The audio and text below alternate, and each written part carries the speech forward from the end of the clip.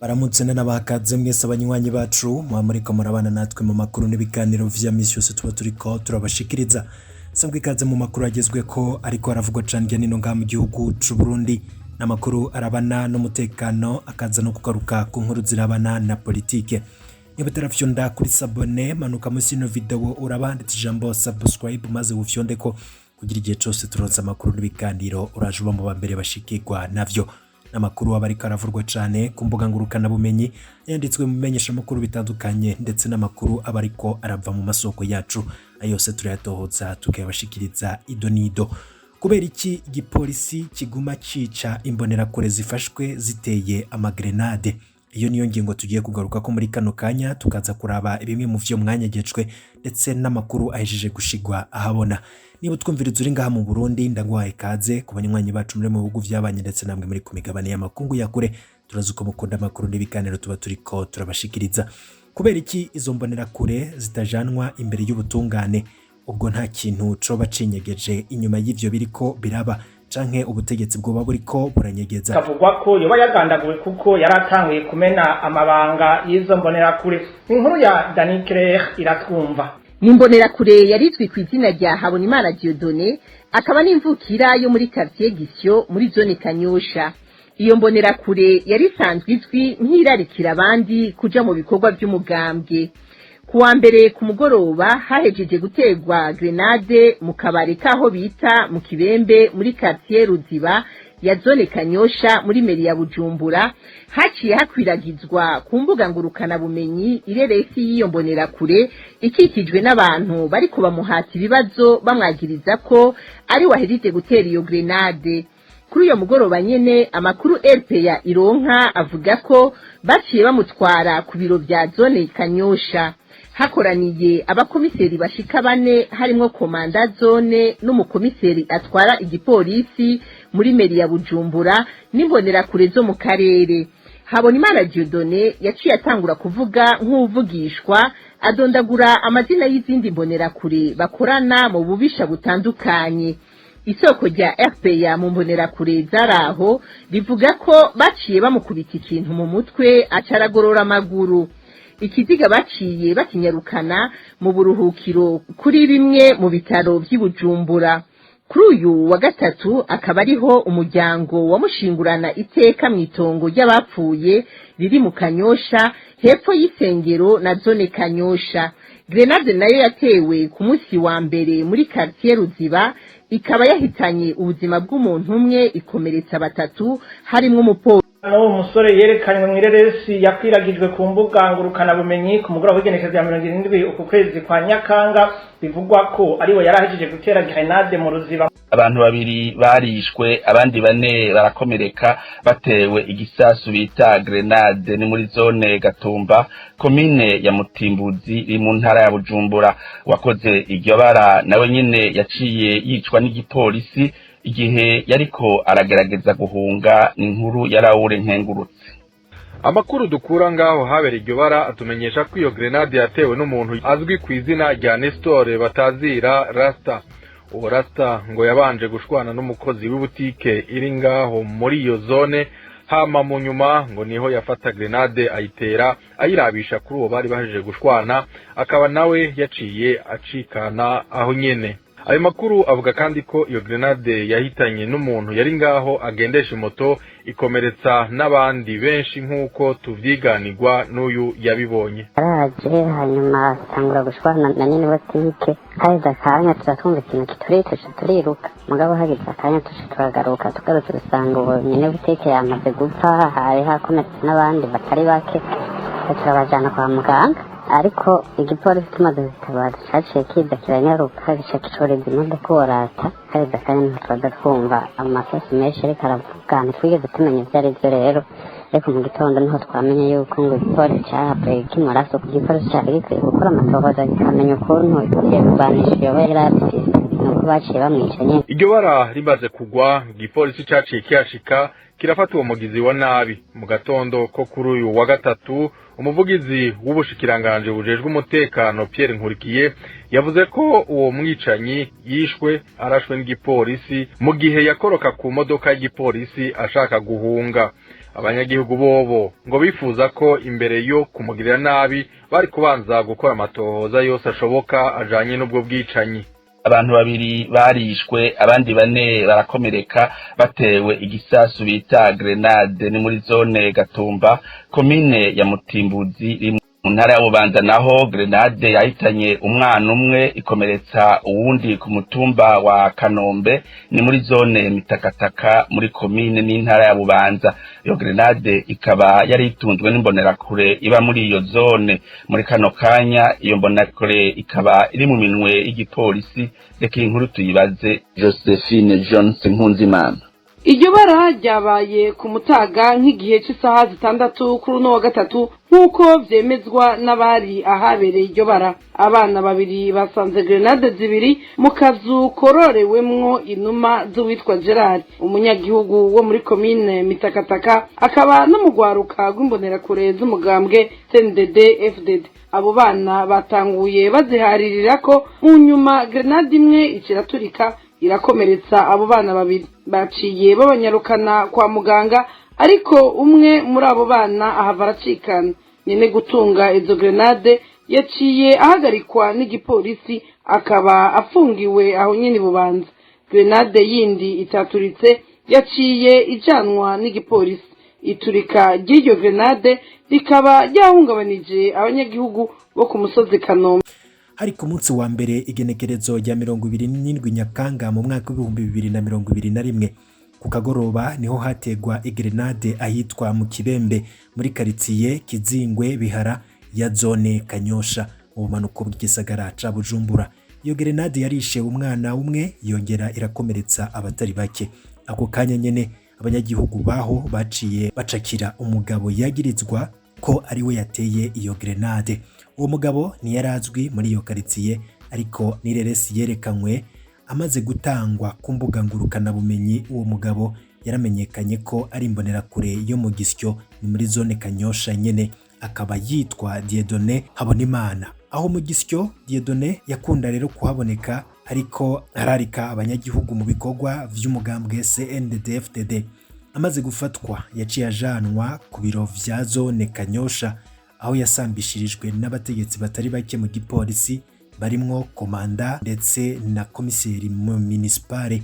Dieudonné Habonimana ntiyahakanye ivyo yariko aragirizwa, ahubwo yatanguye kuvuga amazina y'izindi mbonerakure bakorana ububisha. Ntiyarekuriwe rero kubandanya amena amabanga. Ako kanya yakubiswe ikintu mu mutwe acaracikana atavuze abamutumye. Imbonerakure Dieudonné Habonimana yashinguwe n'umuryango wiwe ku wa gatatu uheze. Ku munsi wa kabiri genekerezo rya 28 Nyakanga umwaka wa 2021 mu masaha imwe y'ijoro niho imbonerakure yitwa Nestor Ndagijimana batazira Rasta yateye grenade ku kirabo kiri ku mutumba wa Vugitso muri zone Gatumba ya komine Mutimbuzi. Iyo mbonerakure rero yabikoze ihejeje gushwana na nyene kirabo yitwa Joseph Barandekeye. Iyo grenade yahitanye ubuzima bwa Joseph Barandekeye n'umushoferi w'ipikipiki yitwa Pascal. Yongera ikomeretsa abantu bane barimwo umugore wa kabiri wa nyene kuyitera. Igipolisi nticatevye kuhashika gica kigenda gitwaye Nestor Ndagijimana, ariko haciye akanya gato abanyagatumba bumvise amasase. Bukeye umuvugizi w'igipolisi Petero Nkurikiye yamenyesheje ko abapolisi barashe kandi bishe Nestor Ndagijimana mu gihe yariko agerageza guhunga. Guki gipolisi kiba kiranumije burundu imbonerakure igira kabiri yafashwe iteye grenade. Ku munsi wa gatatu igenekerezo rya 28 Nyakanga mu mwaka wa 2021 mu gihe cy'isaha 3 z'umurango, grenade yaraturitse ku mutumba wa Kanombe ho muri zone ya Mitakataka ya komine Bubanza, ihitana ubuzima bw'umwana umwe ubundi arakomereka. Abo bana bahuye n'ivyago mu gihe bariko bakinisha grenade zibiri batoye mu bwogero bw'imbonerakure yitwa Gerard. Iyo mbonerakure yahavuye ifatwa n'igipolisi ija gupfungwa. Naho uziko nayo izogirirwa nabi nka Dieudonné mu Kanyosha na Nestor mu Gatumba. Kuva ku wa 19 Nyakanga mu mwaka wa 2021 haguma havurwa amagrenade ategwa mu mihingo itandukanye y'u Burundi ivyo bitero nta numwe yigera avyemanga, bimaze guhitana abantu batari munsi y'icumi n'abandi benshi cyane vyakomerekeje. Abari ku butegetsi n'abatavuga rumwe nabwo, abo mu mashirahamwe yigenga yaba ayari mu Burundi canke ayakorera hanze, imirwi itandukanye y'abarundi yari yamirije ubwo bwicanyi bw'akamaramaza. Kuwa 22 Nyakanga mu mwaka w'2021 atacemezo na kimwe yerekanye, umushikirizamanza kizigenza wa Repubulika Sylvestre Nyandwi yaratangaje ko ivyo bitero vy'amagrenade bikorwa na Red Tabara, yongera avyegeka ku batavuga rumwe n'ubutegetsi nka Alexis Nduhije, François Nyamoya, Margarete Barankitse n'abandi bantu yavuze amazina. Bukeye kuwa 23 Nyakanga imbere y'inama nkuru ya ONU, Perezida Evaristo Ndayishimiye yasubiyemwo amajambo ya Sylvestre Nyandwi aca yagiriza Red Tabara ko ari umuhari w'iterabwoba. Iryo jambo ryibukije iryo Petero Nkurunziza yavuze imbere y'ubwo rwego nyene muri Nyakanga mu mwaka wa 2011.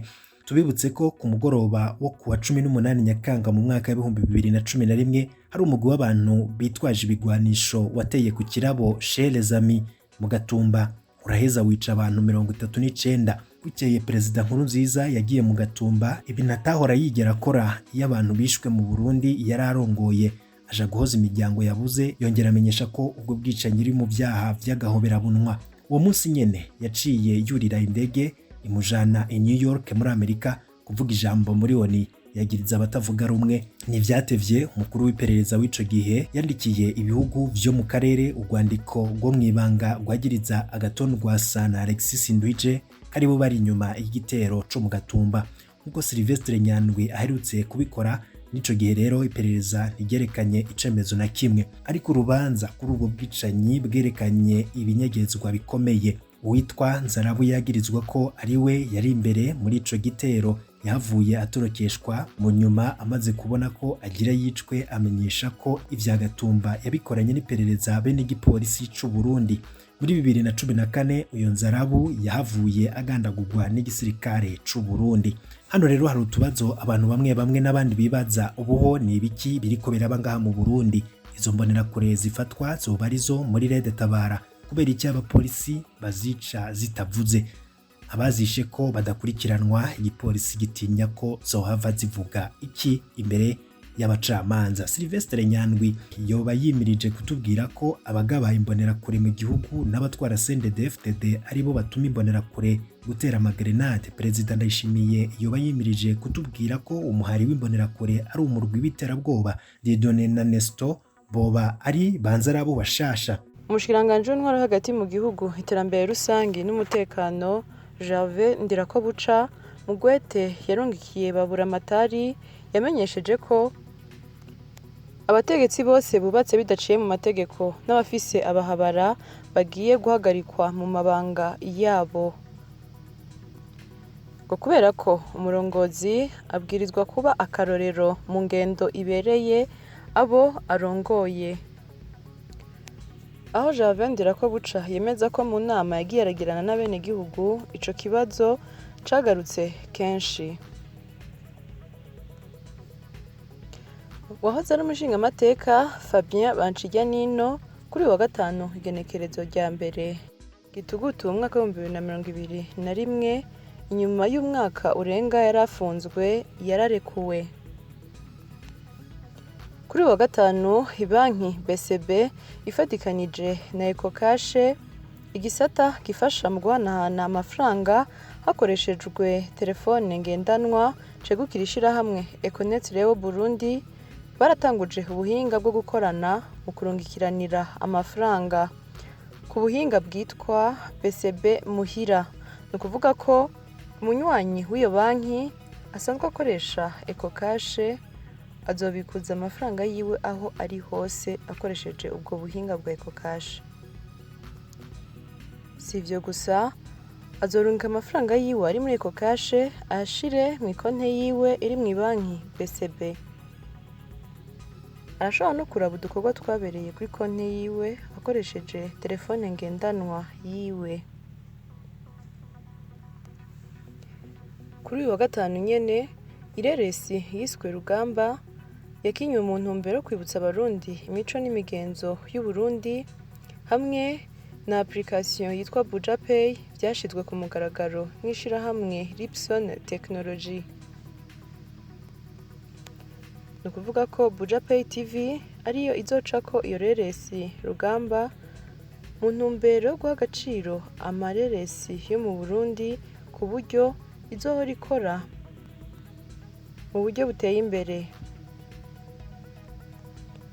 Si ivyo gusa, application ya Buja Pay izofasha no muri vyinshi bijanye no kuriha ku buhinga bwa none, ku bikorwa bijanye n'amamanza, inkino, ku bikorwa bijanye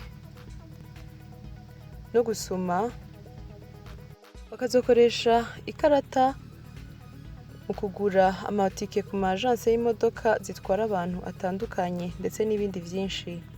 Ivyo bikaba vyashikirijwe n'uwaserukiye Lipson Technology Gloria Ndayishimiye.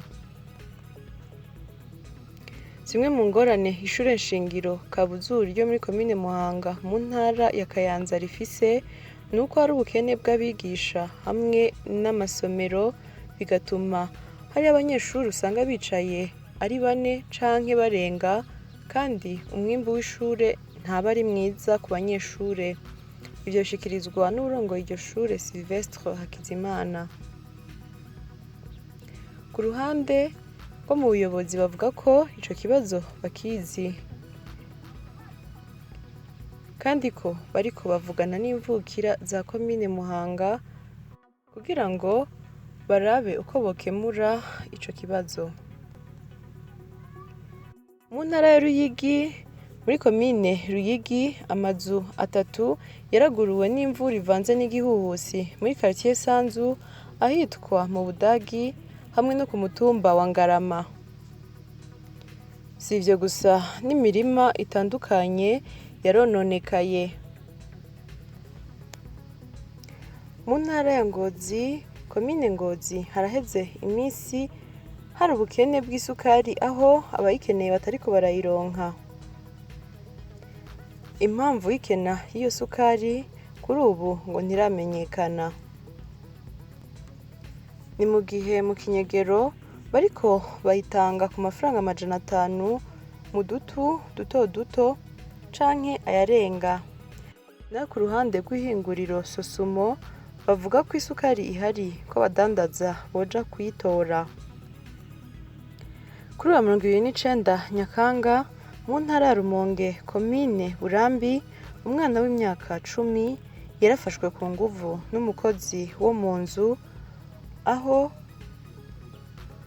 mu kumufata yabanje kumutsindagira igitambara mu kanwa kugira ngo ntakome induru, yongera amutera ubwoba ngo ntavuge ivyabaye, ariko uwo mwana yahavuye abivuga.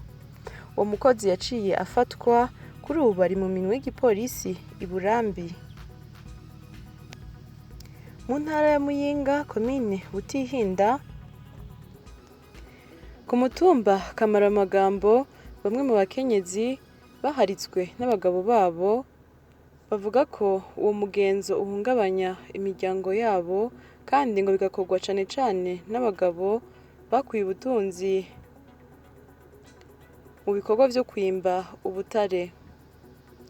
Na mu buyobozi bwo muri komine Butihinda bavuga ko iyo babituye baha agaciro umukenyezi yabaye uwa mbere gushika muri urwo rugo. Mw'ijoro ryo kuri wa gatatu mu ntara ya Muyinga, komine Giteranyi, umukenyezi w'umunyamwema wo ku mutumba Bisiga ari mu bitaro inyuma yo gutegwa n'umugizi wa nabi ataramenyekana n'ubu, kubera ko yari yamusanze aho aryamye n'umwana wiwe aramutemagura ku maboko. Umukenyezi yaragerageje kwigwanira, ni nayo mpamvu atashoboye kumwica.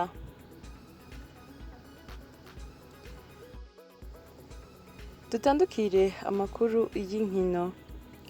Umunonotsi Francine Niyonsaba niwe yarayatsindiye ikibanza ca mbere mw'ihiganwa Moment of the Month nominee ryariko ribera ku rubuga rwa Twitter rwa World Athletics, aho ifoto yiwe yaronse amarotweet 156 abafyonze kuri jeme akaba hari 588 nayo abanditse akaba ari 113.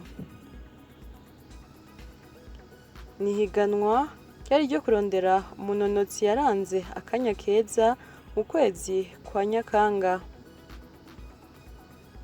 akaba yariko ahiganwa n'ibihangange nka Agnes Jebet Tiro wo muri Kenya, Senbere Teferi wo muri Ethiopia n'umunyamerika Trayvon Bromel. Iyo ikaba yari incamake y'amakuru agezweho mu gihugu c'u Burundi. Mwakoze mwebwe mwese mwaduteze yompi, ntimwibagire gufyonda kuri subscribe no kubisangiza bagenzi banyu. Murakoze.